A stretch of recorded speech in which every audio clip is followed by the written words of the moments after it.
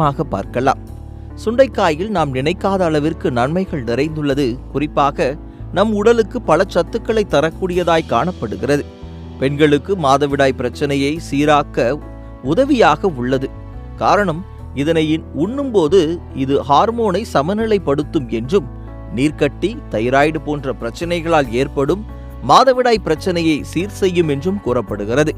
மேலும் அனைவரும் வியப்படையும் வண்ணம் இதனை உட்கொண்டால் காய்ச்சல் குணமாகும். இதில் இருக்கும் ஆன்டிவைரல் பண்புகள் உடல் வெப்பநிலையை குறைக்கும்.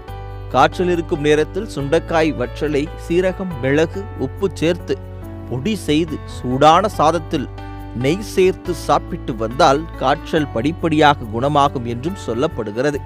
முக்கியமாக இதனை உண்ணும்போது இருமல், மூச்சுக்குழாய் அடைப்பு, சைனஸ், நுரையீரல் சம்பந்தப்பட்ட பிரச்சனைகள் மற்றும் ஆஸ்மா அறிகுறிகளை குறைக்க உதவியாக இருக்கிறதா. எனவே ஆஸ்மா